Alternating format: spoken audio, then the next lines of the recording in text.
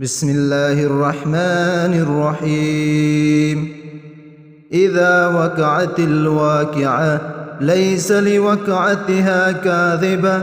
خافضة رافعة. إذا رجت الأرض رجا وبست الجبال بسا فكانت هباء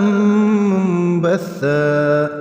وكنتم أزواجا ثلاثة فأصحاب الميمنة ما أصحاب الميمنة وأصحاب المشأمة ما أصحاب المشأمة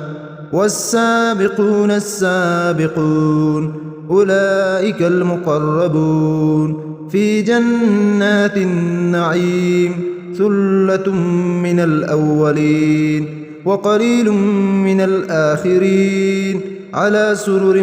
موزونة متكئين عليها متقابلين يطوف عليهم ولدان مخلدون بأكواب وأباريك وكأس من معين لا يصدعون عنها ولا ينزفون وفاكهة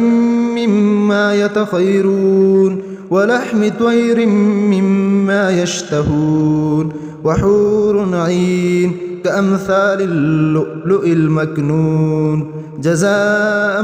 بما كانوا يعلمون لا يسمعون فيها لغوا ولا تأثيما إلا قيلا سلاما سلاما. وأصحاب اليمين ما أصحاب اليمين في سدر مخضود وطلح ممدود وظل ممدود وماء مسكوب وفاكهة كثيرة لا مقطوعة ولا ممنوعة وفرش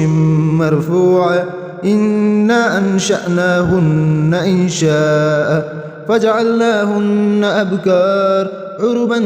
أترابا لأصحاب اليمين ثلة من الأولين وثلة من الآخرين. وأصحاب الشمال ما أصحاب الشمال في سموم وحميم وزل من يحموم لا بارد ولا كريم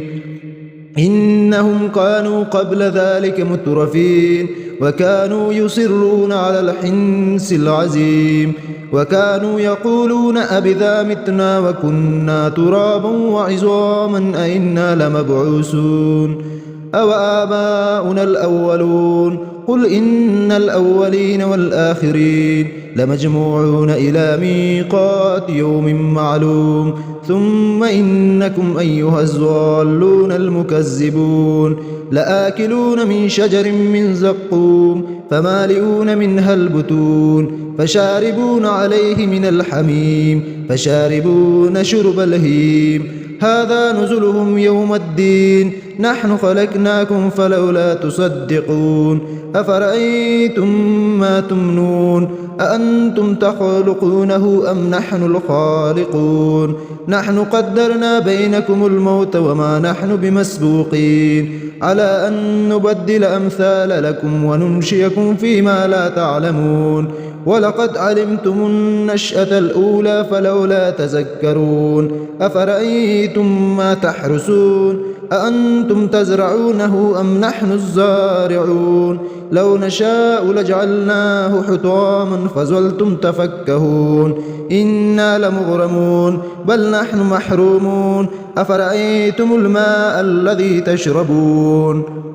أأنتم أنزلتموه من المزن أم نحن المنزلون لو نشاء لجعلناه أجاجا فلولا تشكرون أفرأيتم النار التي تورون أأنتم أنشأتم شجرتها أم نحن المنشئون نحن جعلناها تذكرة ومتاعا للمقويم فسبح باسم ربك العظيم فلا أقسم بمواقع النجوم وإنه لقسم لو تعلمون عظيم إنه لقرآن كريم في كتاب مكنون لا يمسه إلا المطهرون تنزيل من رب العالمين أفبهذا الحديث أنتم مدهنون وتجعلون رزقكم أنكم تكذبون فلولا إذا بلغت الحلقوم وأنتم حينئذ تنظرون ونحن أقرب إليه منكم ولكن لا تبصرون فلولا إن كنتم غير مدينين